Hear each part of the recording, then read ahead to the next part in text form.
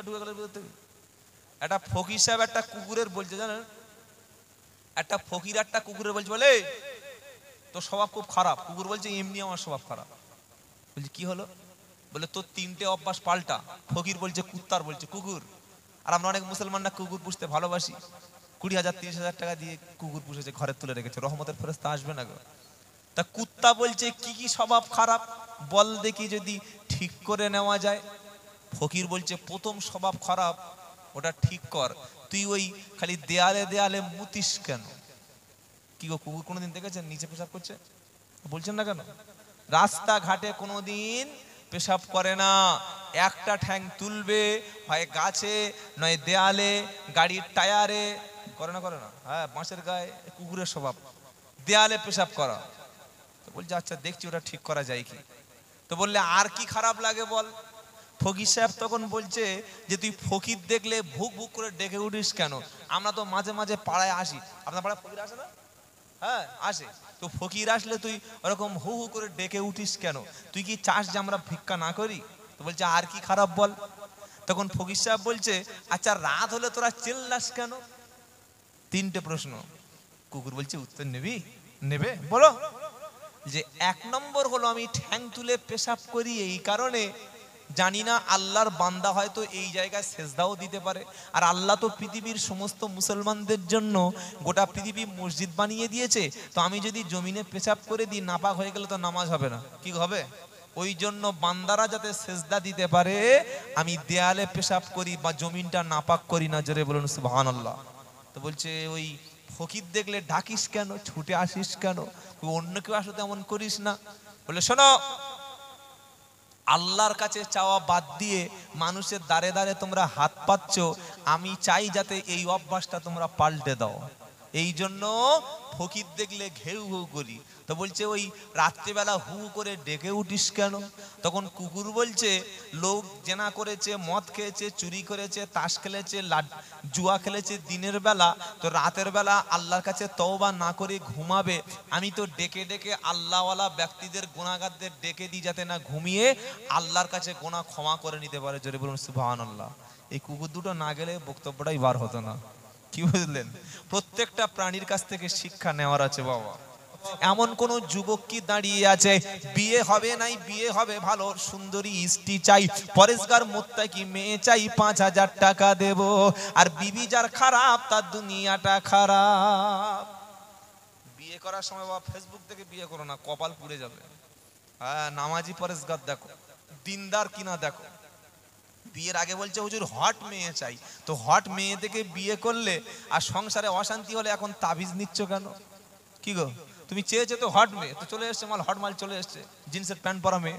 হ্যাঁ, এই ফ্ল্যাটগুলো দেখবেন ছোট্ট ছোট্ট প্যান্ট পরে মেয়েরা ঘুরছে, আর উপরে যা পোশাক পরে আছে ওটা বলার মতো নয়, দেখার মতো। ও দেখলে এমনি 3 বার ফরজ গোসল করতে হবে। মুসলমানরা পড়াচ্ছে। হাজী সাহেবের মেয়ের ড্রেস দেখলে হজ পর্যন্ত নষ্ট হয়ে যাবে। নাউযুবিল্লাহি মিন যালিক। আর আল্লাহ তার নবীকে বলছেন ইয়া আইয়ুহান নাবিয়্যু কুল্লি আজওয়াজিকা ওয়া বানাতিকা ওয়া নিসাইল মুমিনিনা ইদনিনা আলাইহিন্না মিন জালাবিবিহিন্না যালিকা আদনা আইয়ুরাফনা ফালা ইউদাইন। ও আমার নবী, তোমার স্ত্রীদেরকে, কন্যাদেরকে, মুসলমান মেয়েদেরকে বলুন মাথায় চাদর দিয়ে মাথার অংশটা ঢেকে নিতে। এখন মেয়েদের বুকে ওন্না দেখেছেন আছে? আর ওন্না এখন বিক্রি হয় বাজারে না। এখন ছেলেরা ওন্নাটা গলায় বেঁধে দেখি সব মেলায় মেলায় ঘুরছে। মেয়েদের ওন্না লাগে না, একটাই পোশাক এনাফ, কোনো ওন্না নাই, মানে শরীর এত হিট হয়ে গেছে, ওন্না নাই। আবার কিছু কিছু মেয়ে ছেলে জিন্সের প্যান্ট পরে আর দেখি এরকম করে হিজাব পরেছে, পুরো এরকম করে। কেউ বা নিচে আমেরিকার উপরে সৌদি হলো কি করে? কি গো, উপরে হিজাব আর নিচে জিন্সের প্যান্ট। ফেরেশতারা বলছে মাল একটা যাচ্ছে, উপরে সৌদি আর নিচে আমেরিকা। এটা কিন্তু মুসলমান না। মুসলমান সে যার পোশাকটা নবীর স্ত্রীদের মতো ঢেকে নিত। নবীর স্ত্রীরা কেমন পোশাক পরতেন? যেদিন ফাতেমা রাদিয়াল্লাহু তাআলা আনহা মারা যাবেন, সেদিন স্বামীকে ডেকে বলছে স্বামী যদি আজকের আমি মারা যাই তুমি নিজে হাতে গোসল দেবে, তুমি আমার জানাজা পড়বে, আর তুমি কবরে শোয়াবে। আমার দেহটা, আমার বডিটা পৃথিবীর কোনো মানুষ কোনোদিন দেখেনি, কেউ জানে না, কেউ বোঝেনি। আমি সাদা না কালো, বেটে না লম্বা, চওড়া না বাঁজা, কেউ জানে না। আমার হাইট, আমার সাইট শুধু তুমি জানো। হ্যাঁ, তো আমার মরণের পরে গোসল দেবে তুমি, রাত্রেবেলা অন্ধকারে জানাজা পড়বে। কারণ কবরের পাশে নামানোর সময় কিংবা জানাজার সময় যদি মাইয়েতের খাটিয়ার কাছে একটা আলো জ্বলে, পর্দার আড়াল থেকে, অন্ধকার থেকে অনেক পুরুষ হয়তো বলতে পারে এতটা চওড়া, এরকম মোটা ছিল ফতেমা, সারা জীবন আমার দেহটা কাউকে দেখতে দিইনি, আর মরণের পরে আমার কাফনের কাপড়টা যেন কেউ না দেখে। জোরে বলুন সুবহানাল্লাহ। এইরকম ফতেমা থাকলে তবে তো পেটে হাসান হোসেন তৈরি হবে। এমন পোশাক পরে বিয়ে বাড়িতে খেয়েছে, খেতে গেছে, মুয়াজ্জিন সাহেব লেগ পিস খাওয়া বাদ দিয়ে হাতের আঙ্গুল খেয়ে বসে। কি গো, আঙুল কি হচ্ছে? পাড়া যায় কাকা, কি খাচ্ছ? লেগ বলছে না, লেগ পিস না, বলছে তোমার ফিঙ্গার পিস খাচ্ছ। ওটা ছি ছি ছি ছি। খবরদার, পর্দা ফরজ, এটা সুন্নাত না। প্রচুর মানুষ জাহান্নামে যাবে মেয়ের কারণে, প্রচুর মানুষ জাহান্নামে যাবে স্ত্রীর কারণে। মেয়ে টিকটক ভিডিও করে আর বাপ এদিকে এই মসজিদের মুয়াজ্জিন সাহেব। মেয়ে টিকটকার আর বাপ মুয়াজ্জিন সাহেব। মেয়ে এদিকে ফেসবুকে হট ছবি দিয়ে আগুন ধরিয়ে দিচ্ছে, আর বাপ ওদিকে আল্লাহ আল্লাহ জিকির করে মাথা গরম করে দিচ্ছে। আল্লাহ বলছে, শোনো, তুমি মেয়ে, স্ত্রী, বোন, কন্যাকে ফরজ পর্দায় রাখো, আল্লাহ ক্ষমা করে দেবে। বলুন সুবহানাল্লাহ। যাদের মেয়ে ভালো তাদের তো কপাল ভালো। 3টি কন্যা যার, 3 কন্যার পিতা আর নবী একই জান্নাতে থাকবে বলে ওয়াদা আছে। জোরে বলবেন না সুবহানাল্লাহ। 3টে মেয়ে, সেজন্য পর্দা করবেন। বলুন ইনশাআল্লাহ। পর্দা মানে বোরকা পরে ঘরে পড়িয়ে দাও, লেখাপড়া শিখো না, এটা পর্দা না। হিজাবের সঙ্গে স্কুল, কলেজ, ইউনিভার্সিটি, মাদ্রাসা, মক্তব সব জায়গায় যেতে পারে, কিন্তু হিজাব সহকারে।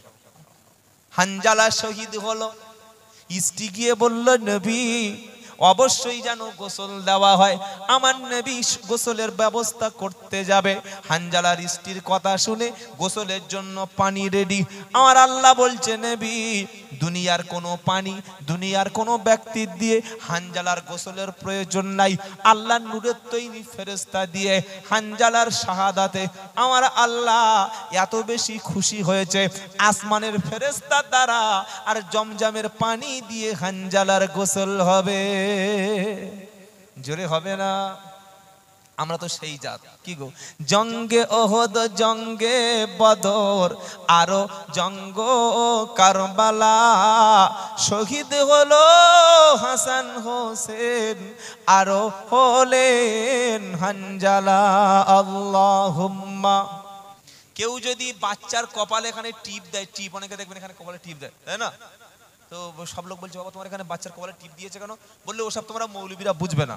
বললে কেন? বললে এই টিপটা দিয়েছি এই কারণে যে মানুষের নজর থেকে আমার বাচ্চা হেফাজত হবে। ওই টিপটা, কালো টিপটা ওকে ক্ষতির হাত থেকে বাঁচাবে। বলুন তো, ক্ষতির হাত থেকে কে বাঁচায়? আল্লাহ।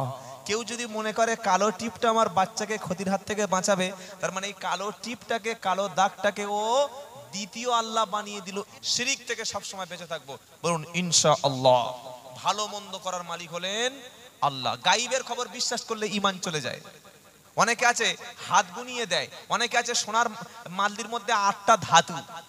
বললে কি আছে? বললে এই 8ম ধাতুর মাদলি ব্যবহার করলে তোমার কোনো বিপদ আসবে না। কি শুনছেন আপনারা? হ্যাঁ, এই যে অমাবস্যা কদিন আগে গেল, কালী পূজা গেল, কিছু কিছু মুসলমান দেখি হাতে একটা করে সুতার একটা থেকে গাছরা ওষুধ বেঁধে রেখেছে। বললে কি? বললে এটা কালী পুজো অমাবস্যার মাদলি। কে দিয়েছে? আমাদের সেই ছায়ামদ্দির বুড়িমা দিয়েছে। ওটার কাজটা কি? বললে এটা আজকের রাতে বাঁধলে আর কোনো বিপদ হবে না। ঈমান থাকবে? আর বলছেন না কেন? আল্লাহ ছাড়া ভালো মন্দের মালিক কাউকে মনে করা যাবে না, এটা যেন মাথায় থাকে। সবকিছুর মালিক হলেন আল্লাহ। লুকমান হাকিম তার ছেলেকে বললেন, ইন্নাহু ওমাই ইয়াশকুর, তা বললেন যে তুমি আল্লাহর সঙ্গে শিরিক করো না। ইন্না শিরকা লাযুলমুন আযীম, শিরিক হচ্ছে আল্লাহর উপরে মস্ত বড় জুলুম। আল্লাহ আমাদের হেফাজত করুন, সকলে জোরে বলুন আমিন। আরেকটা আয়াত পড়ি। তাহলে লুকমান হাকিম তার ছেলেকে পরিচয় করে দিলেন কার সঙ্গে? আল্লাহর সঙ্গে। এইবার আল্লাহ কি বলছেন? ওয়াসাইনাল ইনসানা বিওয়ালিদাইহি হামালাতুহু উম্মুহু ওয়াহনান আলা ওয়াহনি ওয়া ফিসালুহু ফি আমাইনি আনিশকুরুলি ওয়ালিদাইক ইলাইয়াল মাসির। জোরে বলুন। আল্লাহ বলছে আমি আল্লাহ পৃথিবীর সমস্ত বান্দাদেরকে সমস্ত মানুষদেরকে নির্দেশ দিয়েছি তোমার বাপ মার সঙ্গে সুন্দর আচরণ করো। জোরে বলুন সুবহানাল্লাহ। আচ্ছা, দুটো কথার মধ্যে মাঝখানে যেন একটা কেমন যেন লাগছে না? লুকমান বলছে যে আল্লাহর সঙ্গে শিরিক করো না, আর আল্লাহ বলছে বাপ মাকে সবচাইতে বেশি ভক্তি করো। কি এমন কথা একটা? আল্লাহর কথা তো আলাদা হয়ে গেছে, লুকমানের কথা আলাদা হয়ে গেছে। লুকমান ছেলেকে বলছে আল্লাহর সঙ্গে শিরিক করো না, আর আল্লাহ লুকমানকে বলছে, ছেলেকে বলছে তোমার বাপের সঙ্গে ভালো ব্যবহার করো। এই কথার সঙ্গে কোনো মিল আছে কি? আমার কথা বুঝতে পারিনি। আপনাকে বললাম ভাই কেমন আছেন, বলছে আমার পুকুরে এখন পানি নেই। কি কথা বলতো ভাই? তোমার ছেলে মেয়ে কটা? বলছে আজকে আমি এখন কাজে যাচ্ছি। কোন কথার কোন উত্তর? হ্যাঁ ভাই তুমি অসুস্থ নাকি শুনেছি, বলে না আমি এখন দুপুরে খাওয়া দাওয়া হয়নি। তো এই দুটো কথার তো কোনো মানে মিল হচ্ছে না। লুকমান বলছে ছেলেকে শিরিক করো না, আর আল্লাহ বলছে বাপ মার খেদমত করো। কি কথা? এটার ব্যাখ্যাটা কি? ব্যাখ্যা মুফাসসিরিনরা বলেছে আল্লাহর বান্দা লুকমান যখন সন্তানকে আল্লাহর পরিচয়টা করিয়ে দিল, লুকমান বলল আল্লাহর সঙ্গে শিরিক করো না, আল্লাহর সমকক্ষ কাউকে মনে করো না। আল্লাহর সঙ্গে পরিচয় যখন করিয়ে দিয়েছে, আল্লাহ বলছে লুকমান আমি তোমার সন্তানকে বলে দিচ্ছি তুমি যখন আমার পরিচয়টা করিয়ে দিয়েছো, আমার দায়িত্ব হলো তোমার সন্তানকে তোমার মর্যাদাটা আল্লাহ হিসাবে তাকে বুঝিয়ে দেওয়া। জোরে বলুন। লুকমান কি বলছে? আল্লাহ বলছে ওয়াসাইনাল ইনসানা বিওয়ালিদাইহি হামালাতুহু উম্মুহু ওয়াহনান আলা ওয়াহনি ওয়া ফিসালুহু। আমি পৃথিবীর সমস্ত মানুষকে আমি আল্লাহ নির্দেশ দিয়েছি তার আব্বা মার সঙ্গে যেন সে ভালো আচরণ করে। বাপের সামনে চোখ বড় করে মাথা উঁচিয়ে বড় বড় আওয়াজ করে কথা বলা হারাম, মনে রেখে দিও। বাপকে কোনোদিন যেন বলো না তুমি আমার জন্য কি করেছো, তুমি আমাকে কি লেখাপড়ার শিক্ষা দিয়েছো, তুমি আমার জন্য ক টাকা তোমার অবদান আছে, তোমার বয়সে আমি অনেক কিছু করে নিয়েছি, এটা বাপকে বলো না। অনেক ছেলে বাপকে বলে তুমি লেখাপড়া শিখেছো, আমার ডিগ্রি দেখো ডিগ্রি, এটা বলো না, খবরদার বলো না। আল্লাহ বলছেন তোমার মা হামালাতু উম্মুহু ওয়াহানি আলা ওয়াহানিন ফিসালিহি, তোমার মা কষ্টের পর কষ্ট, কষ্টের পর কষ্ট, কত রাত যে জেগেছে, কত ঘুম হারাম করেছে, সেটা তোমার মা করেছে। এই বাপ মার সামনে যেন কোনোদিন অসৎ আচরণ করো না, করবো না বলুন ইনশাআল্লাহ। মানুষের জান্নাত ওয়াজিব হয় কেন? বাপ মার সঙ্গে ভালো ব্যবহার করলে। আর মানুষের জন্য জাহান্নামটা ওয়াজিব হয় বাপ মার সঙ্গে খারাপ আচরণ করলে।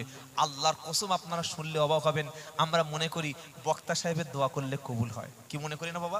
অনেকে দেখবেন আমাদের যাওয়ার সময় হুজুর একটু মুসাফা করে, একটু হ্যাঁ হ্যাঁ বলি না হ্যাঁ, মুসাফার লাইন পড়ে যায়, কেউ 50 টাকা 100 টাকা 200 টাকা মুসাফা করি। বাবাজিরা, আল্লাহ ভাইরা, হুজুরদের দোয়া, মুফতি সাহেবের দোয়া, বক্তা সাহেবের দোয়া কবুল হতে পারে, আবার নাও হতে পারে, কোনো গ্যারান্টি নাই। কিন্তু আল্লাহর নবী 3 জনের গ্যারান্টি দিয়েছে, বলবো বাবা? সালাসু দাওয়াতুল মুস্তাজাবাত লা শাক্কু ফিহিন্না দাওয়াতুল ওয়ালিদ ওয়া দাওয়াতুল মাজলুম ওয়া দাওয়াতুল মুসাফির। নবী বললেন 3 ব্যক্তির দোয়া আল্লাহর দরবারে 100% কবুল হবে। জোরে হবে না সুবহানাল্লাহ? নাম্বার 1, হাদিসের কথা বলছি বাবা, আমার কথা নয়। নাম্বার 1 দাওয়াতুল ওয়ালিদ, যদি বাপ মা সন্তানের জন্য দোয়া করে কবুল হবেই হবে। জোরে বলুন সুবহানাল্লাহ। 2 নম্বর হলো মুসাফির, সফরে গেলে সফর অবস্থায় দোয়া করলে কবুল হবে। 3 নম্বর হলো কোন মাজলুম, অত্যাচারিত ভিকটিম ব্যক্তি অত্যাচারের শিকার হয়ে দোয়া করলে কবুল হবে। এবার বলুন তো, হুজুরের হাতে হাত দিয়ে মুসাফা করে টাকা দিলাম, হুজুরের বুকে বুকে মেরে নিলাম, হুজুরের কপালে চুমো খেলাম, হাতে একটু চুমো খেলাম, যার সময় মাথায় ফুঁকলাম, আপনি বসে বসে ভাবুন আপনার বয়স হয়ে গেছে 40, বাপের বয়স 70, এই 40 বছর বয়সে ঈদের দিন কবে বাপের হাতে টাকা দিয়ে দোয়া চেয়েছেন বলুন? বলুন। আপনার নতুন দোকান উদ্বোধনে কবে বাপকে বসিয়ে দোয়া নিয়েছেন? নতুন গাড়ি কিনে কবে বাপের কাছে বসে দোয়া নিয়েছেন? কোনো কাজে চলে যাচ্ছেন, মায়ের হাত ধরে কবে 500 টাকা দিয়ে বলেছেন মা আমি চলে যাচ্ছি মুম্বাই, 1 বছর বাড়ি ফিরবো না, সংসার তোমার দায়িত্ব রেখে গেলাম, সন্তান দায়িত্ব রেখে গেলাম, আমার জন্য দোয়া করো মা, 1000 টাকা দিলাম? চেয়েছেন? ছাড়নি কেন? আমরা হয়েছি বুড়ো মানুষ, ও আর কি করতে পারে। কিন্তু আল্লাহর নবী যাদের গ্যারান্টি দিলেন তাদের কোনোদিন আমরা দোয়া চাইনি। কিছু মনে করবেন না, আজ থেকে যারা বাবা মা বেঁচে আছে সকলে বাইরে যাওয়ার সময় আব্বা আম্মার হাতে টাকা দিয়ে দোয়া নিয়ে যাবেন। নবী বললেন রোড অ্যাক্সিডেন্ট থেকে বেঁচে যাবে, আর 2 নম্বর নেক হায়াত হবে, 3 নম্বর রুজিতে কোনোদিন অভাব হবে না। জোরে বলুন না সুবহানাল্লাহ। কেউ যদি রুজিতে অভাব না চায়, বেশি দিন যদি বাঁচতে চায়, সম্মান যদি ফিরে পেতে চায়, সে যেন তার আব্বা আম্মার সাথে ভালো আচরণ করে। যারা পীর হয়েছেন, খাজা মঈনুদ্দিন চিশতি, বড় পীর আব্দুল কাদের জিলানী, মুজাদ্দিদ জামান আবু বকর সিদ্দিক রাহমাতুল্লাহ আলাইহি, বশির আল্লামা রুহুল আমিন রাহমাতুল্লাহ আলাইহি, সুফি ফতে আলী ওয়াইসি হুজুর রাহমাতুল্লাহ আলাইহি, মানা আশরাফ আলী থানভী রাহমাতুল্লাহ আলাইহি, নিজামউদ্দিন আউলিয়া রাহমাতুল্লাহ আলাইহি, কাকি বখতিয়ার রাহমাতুল্লাহ আলাইহি, পৃথিবীর জমিনে যত পীর ছিল, ওলি ছিল, এই ওলি আর পীর হওয়ার পিছনে যাদের দোয়া সবচাইতে বেশি কাজ করেছে, ওটা পীর সাহেবের পীর না, ওটা পীরের আম্মা জান। জোরে হবে না? বললে দলিল কি আছে বার করো।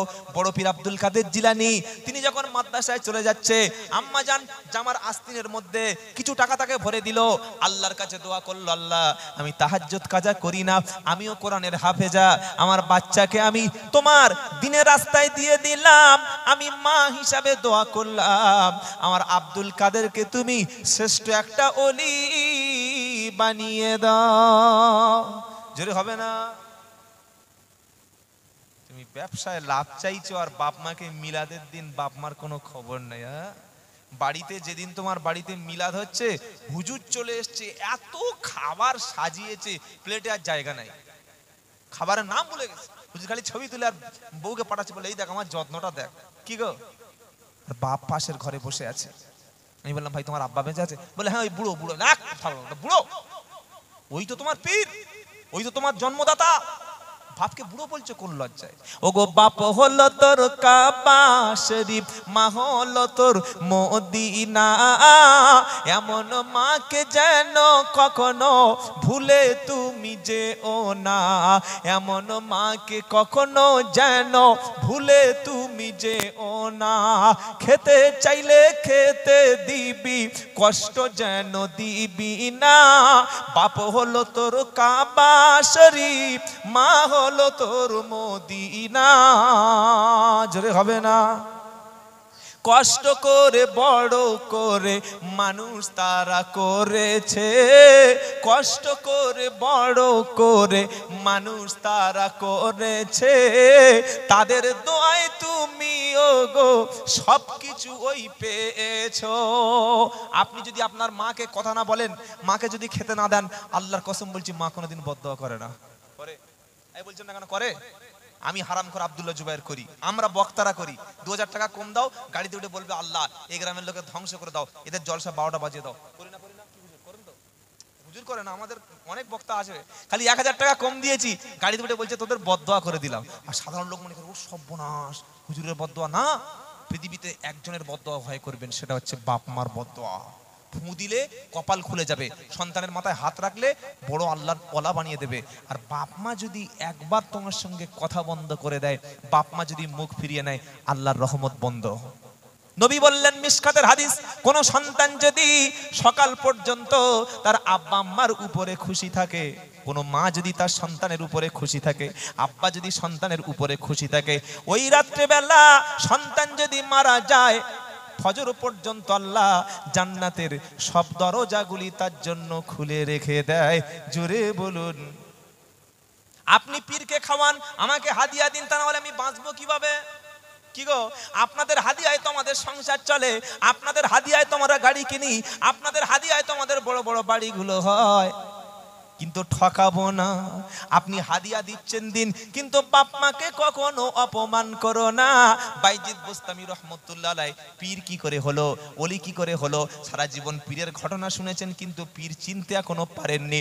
বাইজিদ বুস্তামি রহমতুল্লাহ আলাইহি রাত্রেবেলা, প্রচন্ড শীতের রাত্রে, ডিসেম্বর জানুয়ারি মাসে প্রচন্ড শীত পড়ে, মা বলছে বাইজিদ একটু পানি দাও, আমি প্রচন্ড তৃষ্ণার্ত, পানি খাবো। বাইজিদ বুস্তামি ঘুম থেকে উঠে আশেপাশে দেখলো কোনো জায়গায় পানি নাই, খাওয়ার মতো ব্যবস্থা নাই। দূরে একটু কলে পানি আনতে গেল, এসে দেখলে মা ঘুমিয়ে পড়লো। আমরা হলে কি করতাম? মা ঘুমিয়ে পড়েছে, পানি খাওয়ার দরকার নাই, শুয়ে পড়ি। বাইজিদ বোস্তামি গ্লাসটা, পানির বোতলটা হাতে করে নিয়ে ঠক ঠক ঠক ঠক করে কাঁপছে। 4.5-5 ঘন্টা দাঁড়ালো, ফজর আজান শুরু হলো। আসসালাতু খায়রুম মিনান নাউম। মা ঘুম থেকে জেগে উঠলো, উঠে মাথার কাছে তাকিয়ে দেখে বাইজিদ বোস্তামি দাঁড়িয়ে। মা তখন বলছে, ছেলেরে ঘুমাস না কেন? এই ঠান্ডার সময় এত কষ্ট করে দাঁড়িয়ে আছিস কেন? বাইজিদ বোস্তামি বলল, মা আমি যদি ঘুমিয়ে যেতাম, তুমি রাত্রেবেলা পানি চেয়েছো, কার কাছে পানি পান করতে মা, সেজন্য আমি জেগে জেগে পাহারা দিচ্ছি। বাইজিদ বোস্তামির মা ঢক ঢক করে পানিটা বিসমিল্লাহ বলে পান করলো। খাবার শেষে আলহামদুলিল্লাহ বলল। পানি পান করার পরে বাচ্চাকে, শীত বাচ্চার লেগেছে, ব্ল্যাঙ্কেটটা বাইজিদ বোস্তামির উপরে চাপা দিল। বলল, বাবা ঘুমিয়ে পড়ো, বাচ্চা মানুষ, এখনো নামাজ ফরজ হয়নি। উনি সেজদায় পড়ে গেল। বাইজিদের মা সেজদায় পড়ে 2 রাকাত নামাজ পড়লো। সেজদায় গিয়ে মা কেঁদে বলছে, আল্লাহ আমার সন্তান যা করেছে, আমি মা অনেক খুশি হয়ে গেছি। আল্লাহ শুনেছি মায়ের দোয়া নাকি কবুল হয়। আমায় যত বড় পাপিষ্ট হোক না কেন, আমার দোয়ার ওসিলা আমার সন্তানকে তুমি সুলতানুল আরিফিন, ওলিদের সর্দার বানিয়ে দাও। জোরে বলুন না সুবহানাল্লাহ।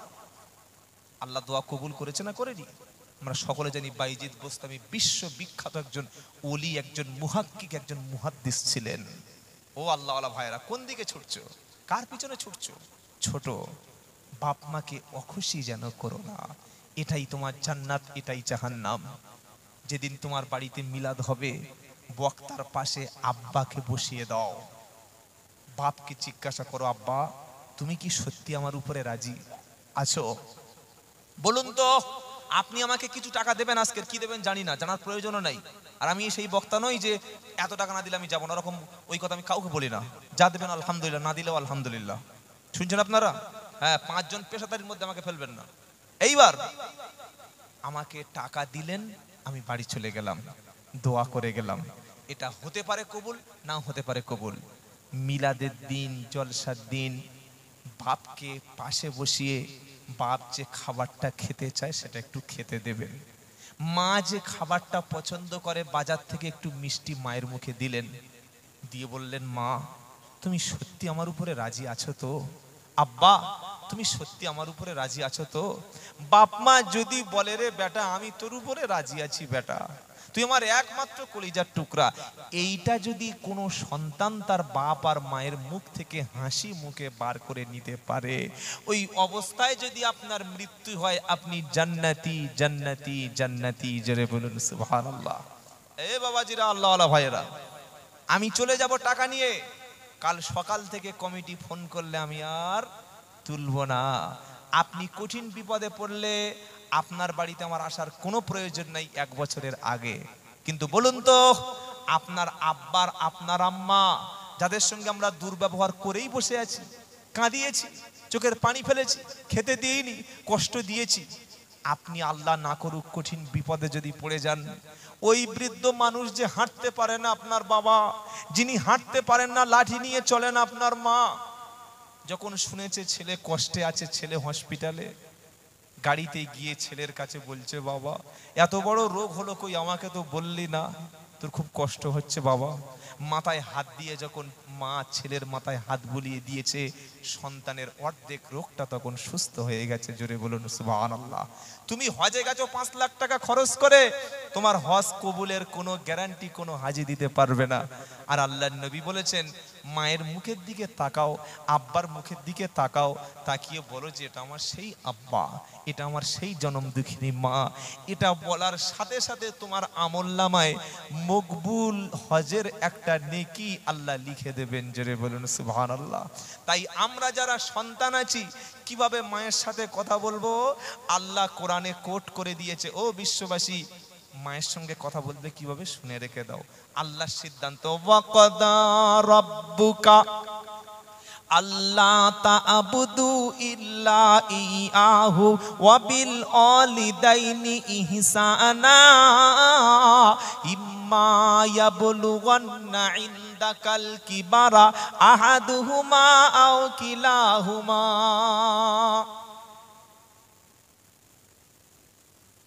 ওয়াকুফিদ লাহুমা জানাহাদুল্লি মিনার রাহমা ওয়াকুর রাব্বিরহামহুমা কামা রাব্বায়ানি সগীরা। জোরে হবে না? এটাও শিখে রাখুন বাপ মার সঙ্গে কিরকম রেসপেক্ট করতে হয়। পারা নাম্বার 15 পৃষ্ঠা নাম্বার 3 লাইন নাম্বার 7 আয়াত নম্বর 23 সূরার নাম বানী ইসরাইল। আল্লাহ সিদ্ধান্ত করছে ওয়াকাদা রাব্বুকা আল্লা তা'বুদু ইল্লা ইয়াহু ওয়া বিল ওয়ালিদাইনি ইহসানা। আল্লাহ বলছেন আমি চূড়ান্ত সিদ্ধান্ত করে দিয়েছি আমার ইবাদত বন্দেগী দাসত্ব করার পরেই পৃথিবীর জমিনে সবচাইতে উত্তম আচরণটা তুমি তোমার আব্বা আম্মার সঙ্গে করবে। যেটা হবে না? সবচাইতে উত্তম আচরণটা ইম্মা ইয়াবলুগান্না ইনদাকাল কিবারা আহাদুহুমা আও কিলাহুমা ফালা তাকুল লাহুমা উফ। কোরআন এটা পড়লে চোখে পানি এসে যায়। দুর্ভাগ্য সন্তানকে কোরআন জানতে দিই নাই। আল্লাহ কি বলছেন? ইম্মা ইয়াবলুগান্না ইনদাকাল কিবারা আহাদুহুমা আও কিলাহুমা। তোমার আব্বা যদি বৃদ্ধ হয়, মা যদি বৃদ্ধ হয়, একজন বা দুজন, অনেকের বাপ আগে বিছানায় পড়ে যায়, মা আবার আগে বিছানায় পড়ে যায়, আবার অনেকে মা বা বাপ দুজনেই অচল হয়ে যায়। যায় না? যায় না?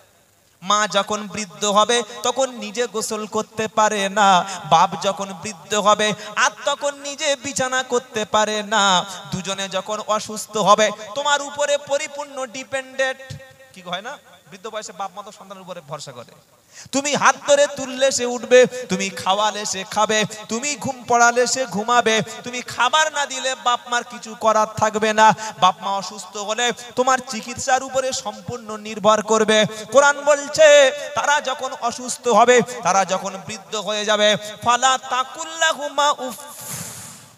খবরদার তুমি তাদের ব্যবহারে, তাদের বিপদের সময় তুমি বিরক্ত হয়ে যেও না। তুমি তো 2.5 বছর 3 বছর বিছানায় পেশাব করেছো, 4টি বছর বিছানায় পায়খানা করেছো, মা হাসি মুখে বাপ হাসি মুখে পরিষ্কার করেছে। তুমি ছোটবেলায় অসুস্থ ছিলে, তারা তোমাকে চিকিৎসা দিয়েছে। তুমি যখন খেতে চেয়েছো বাপ মা তখন খেতে দিয়েছে। তুমি ঈদের দিনে যে পোশাক পরতে চেয়েছো বাপ মা সেই পোশাক পরতে দিয়েছে। আজকে তাদের অবস্থা তোমার মতো, তুমি চাইলে তবে বাপ মা খাবে, তুমি ডাক্তারখানায় নিয়ে গেলে তবে বাপ মা অসুস্থ থেকে সুস্থ হবে। আল্লাহ বলছে তুমি বিরক্ত হয়ে যেও না, তুমি বিরক্ত হয়ে গিয়ে জানো উফ এই কথাটা যেন বলবে না। জোরে হবে না সুবহানাল্লাহ? তুমি সন্তান যখন আব্বা আম্মার সঙ্গে কথা বলবে, কি রকম কথা বলবে? ফালা ওয়ালা তানহার হুমা, ধমক দিও না। এই বুড়ো মরিসনি কেন? এখনো তুই বিছানায় পেশাব করছিস কেন? এত সকালে আব্বা তুমি ঘুমিয়ে আছো কেন? এত ঘন ঘন তোমার খিদে লাগে কেন? এত ঘন ঘন ইনসুলিন দিতে হয় কেন? এত ঘন ঘন তোমার রক্ত টেস্ট করতে হয় কেন? আল্লাহ বলছেন খবরদার ধমক দিও না, ওয়ালা তানহার হুমা, ধমক দিও না। বরং কথা যখন আব্বার সঙ্গে বলবে, আম্মার সঙ্গে কথা বলবে, আস্তে আস্তে ভদ্রভাবে কথা বলো। ওয়াকুল্লাহুমা কওলান কারীমা, সম্মানজনক রেসপেক্টফুল ভাবে আস্তে আস্তে। বাপ থাকবে উঁচুতে, তুমি থাকবে নিচুতে। বাপের কানের কাছে মুখটা নিয়ে গিয়ে নরম স্বরে মিষ্টি সুরে কথা বলো। তুমি নরম স্বরে সুন্দরভাবে কথা বলো। আর বাপ মা যদি মারা যায় কবর জিয়ারত করা ছেড়ে দাও, বাপের কবর ভুলে যাও, দান সাদকা করো না। তাই তো নাকি? বলছেন না কেন? হ্যাঁ, প্রচুর ছেলে আছে কবর দিয়ে আসার পরে কবর জিয়ারত ছেড়ে দিয়েছে, বাপের নামে দান সাদকা ছেড়ে দিয়েছে, বাপের নামে দোয়া দরুদ সব ছেড়ে দিয়েছে, দিয়ে বলছে এখন আমার এই শ্বশুরটা বেঁচে আছে, এটার খেদমত করি। কি মাল রে? বাপের কবর জিয়ারত করে না। আপনি আপনার আব্বার কবর জিয়ারত ছেড়ে দিয়েছেন, আপনি আপনার আব্বার জন্য দোয়া ছেড়ে দিয়েছেন, আপনার সন্তান আপনার জন্য দোয়া করবে? কি ভাবছেন আপনি? আল্লাহ বলছে শোনো, তুমি তোমার বাপ মার জন্য দোয়া করো, তাদের কবর জিয়ারত করো, তাদের জন্য সদকা করো। আর প্রত্যেক দোয়ায় বাপ মার জন্য একটাই কথা বলো, সব দোয়ায় কি? রব্বির হামহুমা কামা রব্বায়ানি সগীরা। সগীরা। এটা ফ্রি পয়সায় দোয়া, অথচ মিলাদের চাইতে বেশি কাজ হয়। যেটা বলুন সুবহানাল্লাহ। বললেন মিলাদের চাইতে কাজ হয়? হ্যাঁ, এই ওলামারা বসে জিজ্ঞাসা করুন, আমার কথা বিশ্বাস কেন করবেন? বিশ্বাস করুন, 30,000, 40,000, 50,000, 60,000, 1 লাখ 1.5 লাখ টাকা বাড়িতে মিলাদ দিয়ে আপনার আব্বা আম্মার জন্য যে দোয়াটা হয়, ওটা বছরে একদিন না 365 দিন? উত্তর দেন বাবা। এ বক্তব্য হজম করা খুব কঠিন আছে, কাল সকালে হজম হবে না, গ্যাস হয়ে যেতে পারে। আব্বার জন্য মিলাদ দিয়ে যে দোয়াটা আমরা করি, ওটা বছরে 365 দিন হয় না একদিন হয়? একদিন। কিন্তু এই ওলামারা বসে আছে, জিজ্ঞাসা করবেন আমি নেমে গেলে যে আমি আব্দুল্লাহ জুবায়ের ভুল বলে গেলাম কিনা। আল্লাহ কোরআনে একটা স্পেশাল দোয়া শিখিয়েছে। আল্লাহ বলছে তোমার বাড়িতে মিলাদ দাও বা না দাও, তুমি লোকেরকে আয়োজন করো বা না করো, তুমি তো গরিব মানুষ, পয়সা নাই, হয়তো তোমার পয়সা আছে, আরেকজনের পয়সা নাই, প্রত্যেক নামাজে যখন শেষে তুমি হাত তুলবে, কবরস্থানের কাছে গিয়ে হাত তুলবে, লাইলাতুল কদরের রাত্রে হাত তুলবে, জুমার রাত্রে হাত তুলবে, সালাম ফিরিয়ে হাত তুলবে, খালি এইটা বলে দিও, সেটা কি? রব্বির হামহুমা কামা রব্বায়ানি সগীরা। এটা মিলাদের চাইতে বড় দোয়া।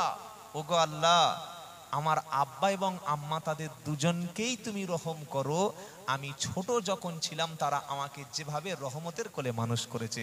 জোরে হবে না সুবহানাল্লাহ? এই দোয়াটা মুখস্থ করুন, বলুন রব্বির হামহুমা কামা রব্বায়ানি সগীরা। তার মানে আমি কি বললাম যে মিলাদ করবেন না? বললাম কি না, আপনি করুন। সবার বাড়িতে মিলাদ হলে আমরা একটু যেতে পারবো, খেতে পারবো, কিছু টাকা আসবে, এটা তো আমাদের লাভ, কি গো? কিন্তু ফ্রিতে দোয়া শিখিয়ে দিলাম, চট করে কোনো মৌলবি বলবে না। সেটা কি? প্রত্যেক এগুলো ইমাম সাহেবের কাছে জিজ্ঞাসা করলে তবে বলবে, আমরা জিজ্ঞাসা করি না। চট করে প্রত্যেক নামাজে দোয়া পড়বেন, রব্বির হামহুমা কামা রব্বায়ানি সগীরা। দেখবেন হুজুর যখন দোয়া করে এই কথাটাই বলে, বলে না? বলে না? বলে। আমরা জিজ্ঞাসা করি না, তাই ওনারা বলেন না। আল্লাহ আমাদের আব্বা আম্মা দুজনকেই ক্ষমা করো, দুজনের প্রতি রহম করো, তারা যেভাবে আমার উপরে ছোটবেলায় রহমত দিয়ে মানুষ করেছে। এই দোয়াটা প্রত্যেক নামাজে পড়বেন শেষে ইনশাআল্লাহ। বলুন ইনশাআল্লাহ। কবর জিয়ারত করতে যাবেন, খবরদার প্রত্যেক সপ্তাহে 15 দিন, 18 দিন, 20 দিন। কবর জিয়ারতের কোনো নির্দিষ্ট দিন নাই। আমরা কি ঠিক করে রেখেছি? ঈদের দিনে যাব, শবে বরাতে যাব, শবে কদরে যাব, আর যাওয়ার দরকার নেই। কিন্তু এটা না ভাই, বাপের কথা যখন স্মরণে মনে হবে, মায়ের কথা যখন স্মরণে মনে হবে, সেই সময় বাপের কবরের কাছে যাব। যাওয়ার সুন্নাত তরিকা একা। লিখে রেখে দেন, বড় বড় আলেমদের জিজ্ঞাসা করবেন, একা কবর জিয়ারত করা বেশি ফজিলত, বেশি সুন্নাত। জুমার দিন নামাজ পড়ে গেলেন একা, তাহাজ্জুদের সময় চলে গেলেন বাপের কবরে একা। কবরের কাছে গিয়ে প্রথমে আসসালামু আলাইকুম ইয়া আহলাল কুবুর। ওগো আল্লাহ, বাংলায় দোয়া করুন। আল্লাহ আরবিও বোঝে, বাংলা আল্লাহ একটু কম বোঝে, এরকম বলে ইমান থাকবে না? বাংলা জানেন, বাংলায় দোয়া করুন। আল্লাহকে বলুন, ওগো আল্লাহ, আমি পাপী, আমি গুনাহগার, আমি নালায়েক, আমি কিছুই জানি না, কিন্তু আমার আব্বা আম্মা তারা অসহায়, তারা তোমার কাছে চলে গেছে। আল্লাহ আমি এসেছি, আমার বাপ মার কবরের আযাবকে মাফ করে দাও।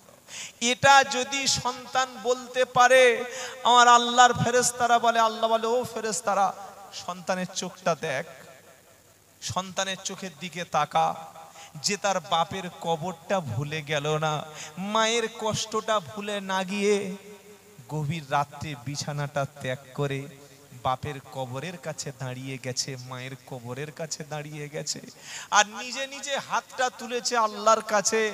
নিজেই যখন কাঁদছে, বাপ মার জন্য যে সন্তান কাঁদে, আমি কি করে সেই সন্তানের বাপ মার কবরে আযাব দিই বল? যে সন্তান বাপের জন্য চোখের জল ফেলেছে, যে মা মায়ের জন্য কেঁদেছে, সেই বাপ মার কবরটাকে নূর দিয়ে ভরে দে। জোরে বলুন সুবহানাল্লাহ। বলো যে কবর জিয়ারতের দলিল হাদিস কোরআনে আছে, তুমি সে পৃষ্ঠাটা পড়নি তাই পাওনি। এক রাত্রে নবীজি গেলেন কবরস্থানে, গিয়ে জিয়ারত করলেন জান্নাতুল বাকিতে। ওটা কোথায়? মক্কা না মদিনায় বাবা? তাড়াতাড়ি। মদিনায়। কেঁদে বলছেন আল্লাহ, নবীর একটা 1 মিনিটের মোনাজাতটা শুনে নেন। রব্বুল আলামিন আল্লাহ, কিয়ামতের দিন স্বামী যেদিন স্ত্রী থাকবে না, স্ত্রী যেদিন স্বামী চিনবে না, বাপ যেদিন বেটার ভুলে যাবে, সেদিন আমি আল্লাহর নবী আম্মা জান খাদিজা অর্থাৎ আমার বিবি খাদিজাকে যেন ভুলে না যায়। যদি হবে না সুবহানাল্লাহ। ও আল্লাহ ওয়ালা ভাইরা, সকলে বলুন বাপ মার কবর জিয়ারত করব, বলুন ইনশাআল্লাহ। আমার আগে বক্তা সাহেব বলে গেছেন, চলে যাচ্ছে আজমির শরীফে। আজমির শরীফে আপনি জিয়ারত করতে গেছেন, গোনা নাই, কিন্তু মায়ের কবর বাপের কবর শিয়ালে জিয়ারত করছে, আর তুমি গিয়েছো গাড়ি ভাড়া করে আজমিরে, তুমি কি বাপের সুপুত্র না কুপুত্র? ওটা সকালবেলা চা খাওয়ার সময় ভেবে দেখবে। কথা শুনে কষ্ট লাগলো নাকি? আগে বাপ আগে মা। আল্লাহ বাপ মার খেদমত করা তৌফিক দিক, সকলে বলুন আমিন। বক্তব্য লম্বা নয়, হ্যাঁ অনেক কথা বলার হয়ে গেছে। কোরআন এমন একটা মানে কিতাব, সূরা আলোচনা করতে করতে সারা জীবন চলে যাবে, সূরা ফাতিহার আলোচনা শেষ করা অসম্ভব, বলুন সুবহানাল্লাহ। খালি দুটো আয়াত আপনাদের শুনিয়ে গেলাম লুকমান হাকিমের উপরে, সূরা লুকমানের উপরে। বাকি কথা ইনশাআল্লাহ আল্লাহ যদি সুযোগ দেয়, এটা আমি যদি বলি মনে করবে মালা আরেকবার আসার ধান্দা করছে, কিন্তু সেরকম তো আমি নই। আপনারা বাকি কথাগুলি ইউটিউব থেকে বা নেট থেকে অন্যান্য আলেমদের কাছ থেকে সূরা লুকমান শুনে নেবেন। দুটো আয়াত আলোচনা করেছি, আল্লাহ তৌফিক দিক। এই প্রোগ্রামটা আগামী বছর হবে ইনশাআল্লাহ। ইনশাআল্লাহ বলেন দেখি। নারাই তাকবীর, নারাই তাকবীর। নবী আছে কানে শুনি, চোখে দেখলাম না, আল্লাহ তুমি নিয়ে চলো সোনার মদিনা, লা ইলাহা ইল্লাল্লাহ।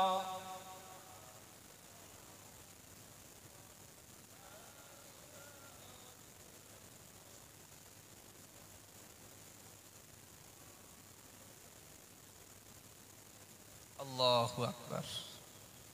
একজন ভাই এসে বললেন গোপন দান, নামটা গোপন করে তার আম্মা জানের জন্য আগামী বছর এই ইসলামিক জলসার জন্য 5,000 টাকা। বলুন আলহামদুলিল্লাহ। নারাই তাকবীর, নারাই তাকবীর। গোপন দানটা প্রভু তুমি কবুল করে নিও, আর গোপনে তুমি তাহার গোনা ক্ষমা করে দিও। মায়ের কবরটাকে ক্ষমা করো ও গো বাড়ি তালা, আর অন্তর থেকে দুঃখ কষ্ট দূর করো সব দুঃখ জ্বালা, আর গোপনেতে ধনী তুমি বানিয়ে দিও ও গো রহমান, আখেরাতে তুমি তার বাড়িয়ে দিও সম্মান। বলুন আমিন। অনেকে বলছে উনি 5,000 টাকা দিয়েছে, তো আমি আমিন কোন ঠেকায় বলতে যাব? কি গো, এটা আমরা করি, কিন্তু আল্লাহর নবী কি বলেছেন জানেন? তুমি যদি কোনো মুমিন ভাইয়ের জন্য হাত তুলে দোয়া করো, তার জন্য কল্যাণকামী হও।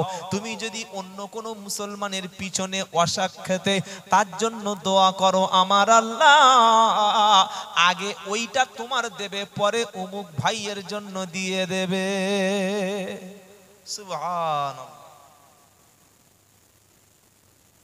ফাতেমা খাতুন একজন আল্লাহওয়ালা মা, নাম হলো সুন্দর নাম ফাতেমা। 1,000 টাকা দিয়েছে, আল্লাহ দানটাকে কবুল করো, বেটি ফাতেমার মতো পরেশগার মুত্তাকি বানিয়ে নিও, সংসারেতে শান্তি দাও, রুজিতে বরকত দান করো। আমিন বলেন। একজন 5,000 টাকা গোপনে, একজন প্রকাশ্য বলুন তো 5,000 টাকা দেবো, বলুন দেখি কার হিম্মত আছে ইনশাআল্লাহ রসুলের জন্য। আল্লাহ রসুলের প্রেমে মোহাব্বতে ভালোবাসায় খালি একজন বলবেন আমি 5 দেব, ওই আল্লাহওয়ালা বান্দাটা দেখবো ইনশাআল্লাহ, দেখবো। নারাই তাকবীর।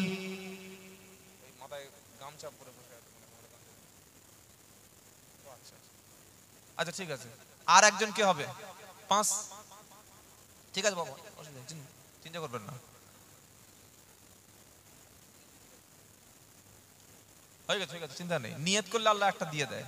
কি গো, কেউ যদি নিয়ত করে আল্লাহ আমি একটা মসজিদ বানাবো, আমি একটা মাদ্রাসা করব, আমি একটা সুন্দর মাদ্রাসা তৈরি করব, এই নিয়ত করার সাথে সাথে আমার আল্লাহ একটা গুণ নেকি তাহার দিয়ে দেয়। আরেকটা আল্লাহর বান্দা গোপনে 5,000 টাকা দিয়েছে, আল্লাহ গোপনের পাপগুলো ক্ষমা করো, গোপনে তার ধনী বানিয়ে দিও, তার গোপনে মনের ইচ্ছাগুলো পূরণ করো।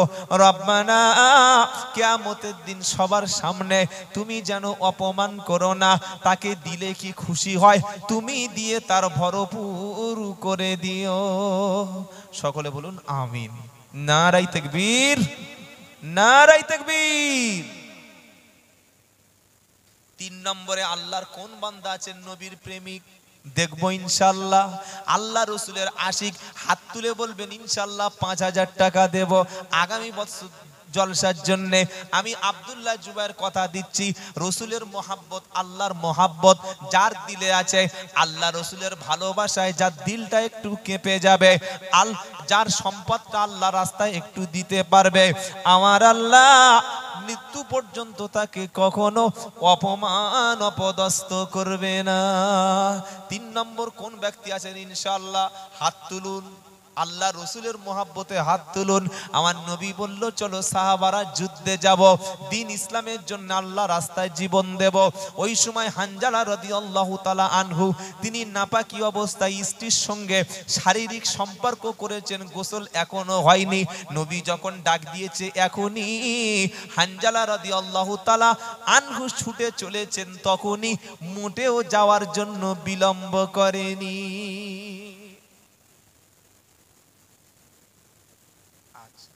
আমার মায়েরাও দান করে।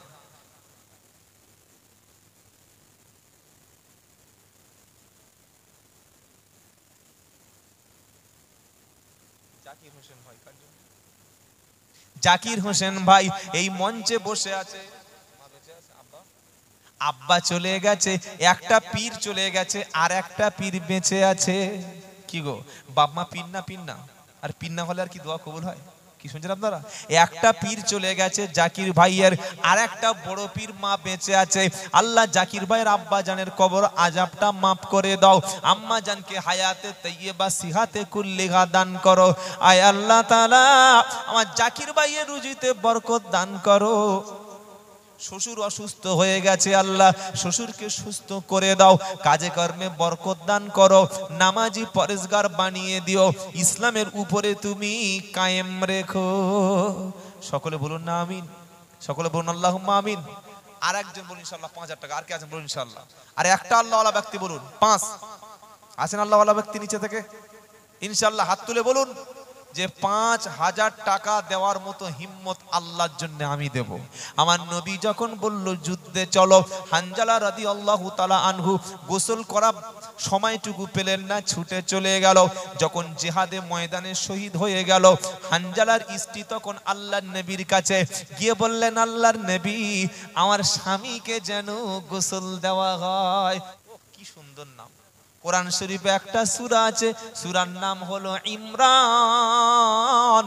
ইমরানের নামে নাম। আমার আল্লাহর বান্দা এক বস্তা, আল্লাহ দানটা কবুল করুন, রুজিতে বরকত দিন, কাজে কর্মে বরকত দান করুন, নামাজি পরেজগার বানিয়ে দিন, সমস্ত বিপদ থেকে আল্লাহ তুমি হেফাজত করে নাও।